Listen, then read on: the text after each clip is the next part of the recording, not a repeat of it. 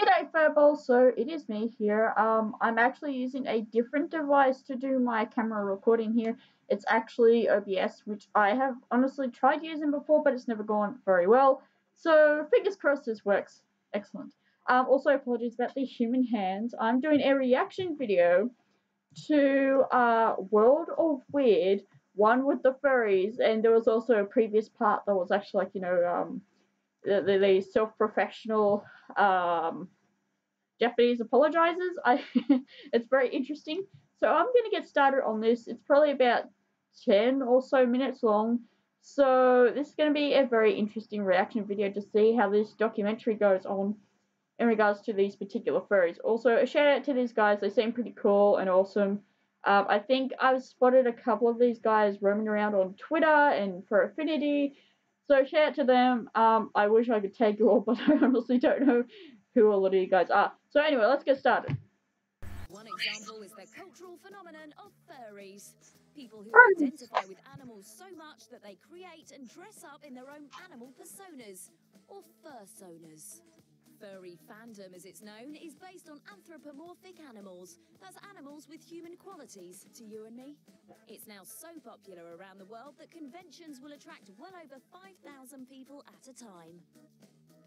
Billy J.D. Porter is in San Diego to meet a particular bunch of furries, many of whom are ex-military, known as millifurs, to see if life can be improved by donning a pelt of fluffy hair.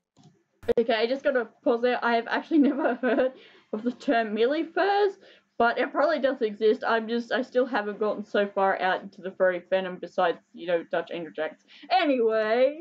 This is Chance the Dragon, the furry persona of Alex, the organizer of the San Diego Furries, which has over 600 members. Alex has been a furry for 7 years and lives in paradise, the home he shares with other animals. That's a really good play on words. That's just brilliant.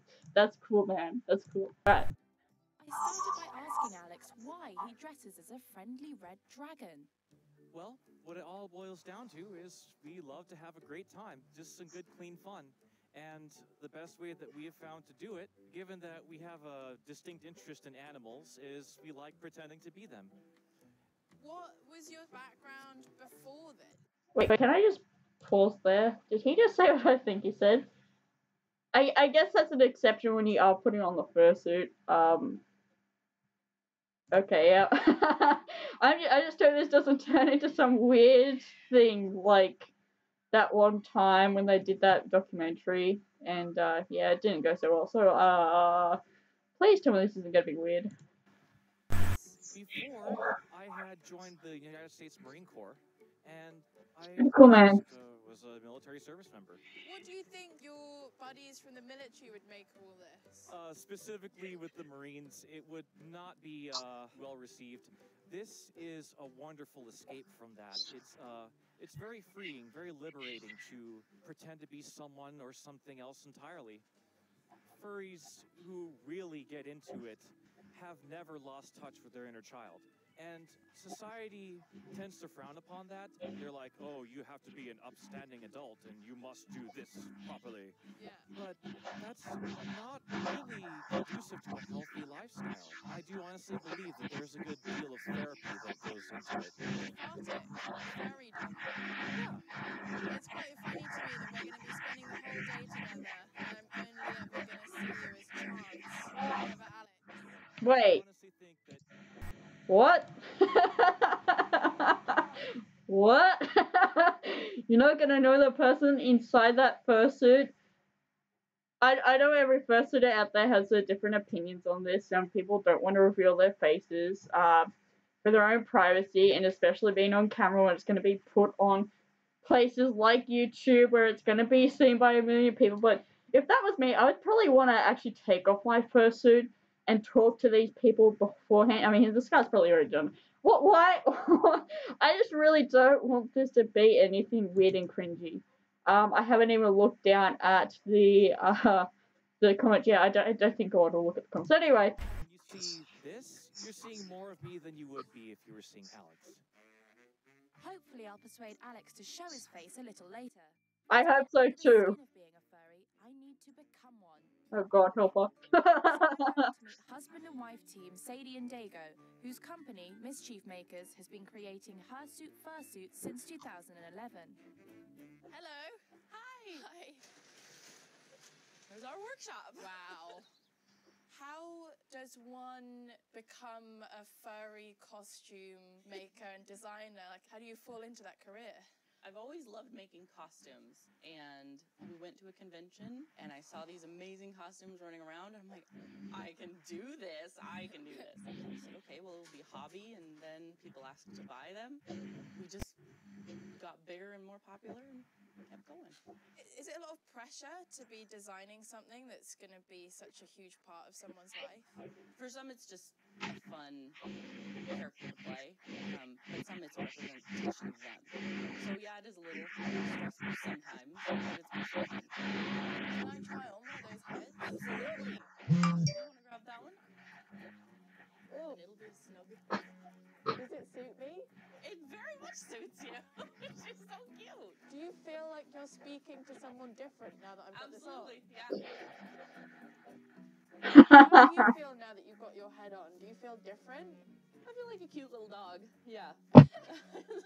I think I'm... Can I just add it here really quickly? When I put it on like Engel's fursuit head, I feel really chaotic and evil, like any Abyss Dungeon Dragon. This is hilarious, actually. I like this. This is ready to get fully furried. Okay. I really enjoyed wearing the head.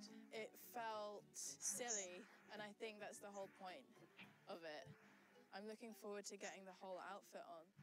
Before I can Pretty get much. married up, a customer arrives to collect his first ever fursuit. It's been 6 months in the making, and here he is, Robbie, the Arctic Fox. How do you feel? Oh, I feel comfortable. I feel amazing. Don't you just want to give him a hug? Yeah, I do. Now it's my turn to get foxy. oh god. What do you think? I love it. It works very well on you. Wag wag. I just really gotta say that's awesome. I love that fursuit. She is pulling it off, if that's what you want to call it. It feels good. Yeah, I'm into it. I'm converted. I think we should One all of head to the us. park and show off. Okay. The furries love to gather in public and spread some cheer, so we joined up with some of the other members of the San Diego group for a bit of furry frolicking around.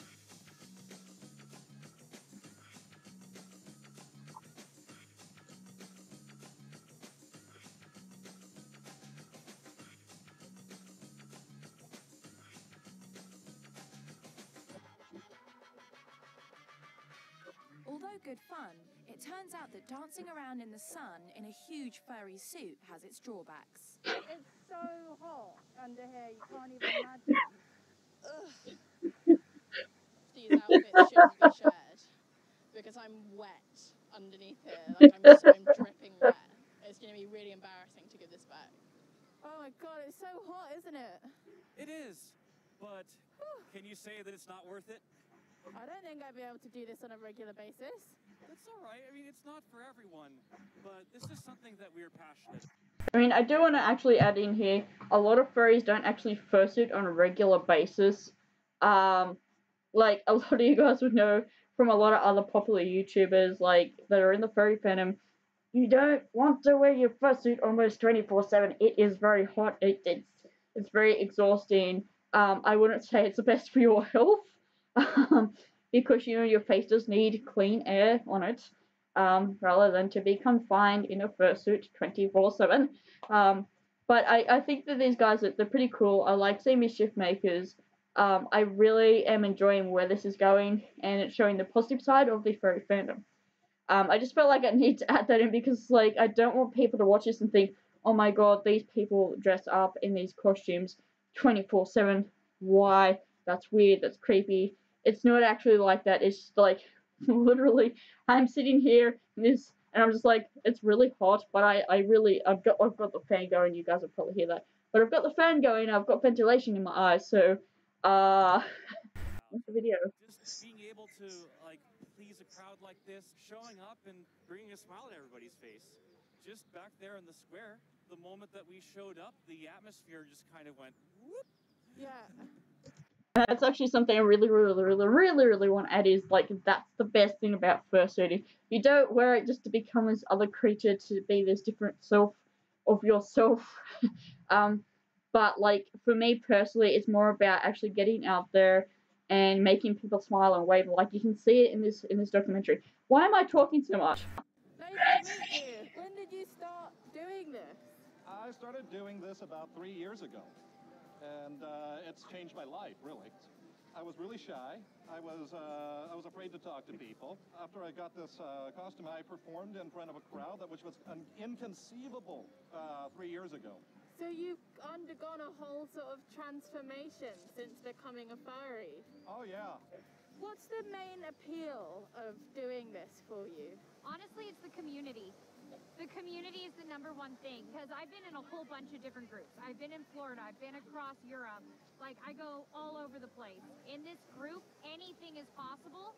Do you feel like for a lot of people, dressing up is also an opportunity to be more confident? Definitely, especially in our group, since we're in a military town. There's a lot of people that just can't break loose like that normally, and the mask gives you the chance to break out without feeling like you're breaking some kind of rule. So a lot of people have to keep it as a kind of dark secret. Yes, and it's kind of a shame because it's so much fun. The theme of escapism keeps coming up, and it seems particularly important for those who served in the military. By hiding themselves in fur, they feel they can be their true selves. My day ends back at Paradise for a furry rave. I felt I'd really gotten under the skin, or fur, of the group. They'd welcome me with open paws, and at the end of the day, they eventually agreed to reveal the faces behind their personas. So, the time has come, Alex, for me to see who you really are. Hello.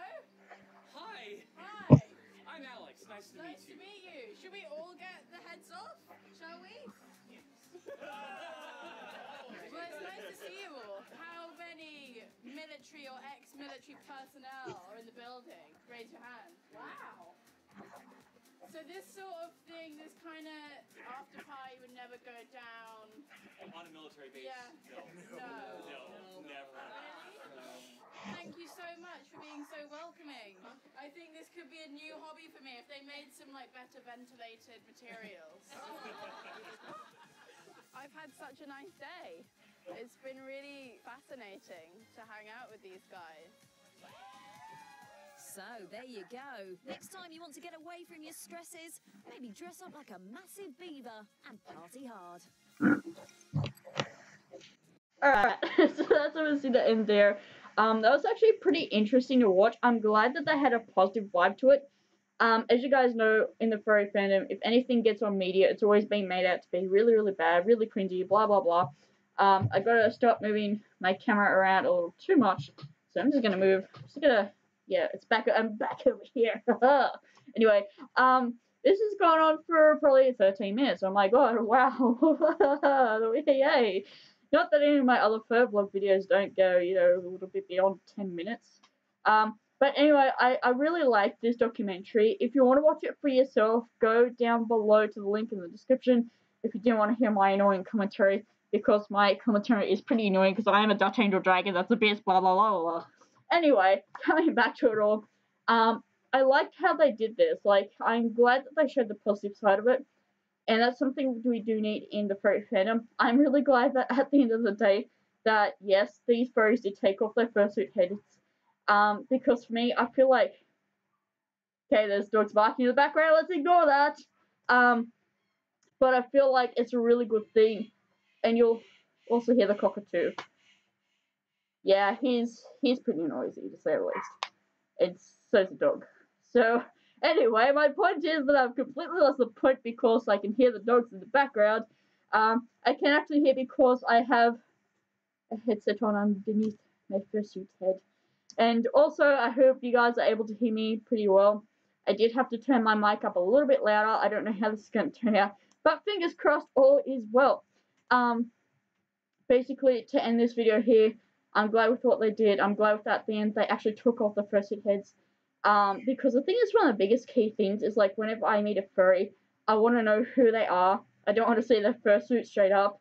Like, in a lot of the group chats and in the fursuit meets with the local guys, our very first fur mate was actually without any fursuits on. We actually, one of us probably, I think, brought 1 or 2 tails. That was about it. that was the sum up of the fur mate, because we want to be familiar with one another. And it's really great at the area that we are in, where we can just go to the park and have fun. And it's so great to see that there's so much positivity, and, like, yes, I do agree with her. It does get very hard inside these things. Ventilation is a little bit hard. But it's so well worth it when you are doing it to inspire others, to make them have a lot more happier day, just to oomph up their life, because oomph is a new word of mine that I'm currently using. But yeah, I'm glad that this is something that I've watched and reacted to, and it didn't end up being the way that I thought it would be. And again, link is going to be down in the description. And I hope you guys all enjoyed. This is the end of this video, and I will see you all in the next fur vlog video. And stay tuned for some more awesome. I don't know where I'm putting my finger. I just know that's moving around. So stay tuned for the next fur vlog. I'm going to be talking about some really important things when it comes to fursuiting and the furry fandom. So I will see you guys then. Bye bye for now.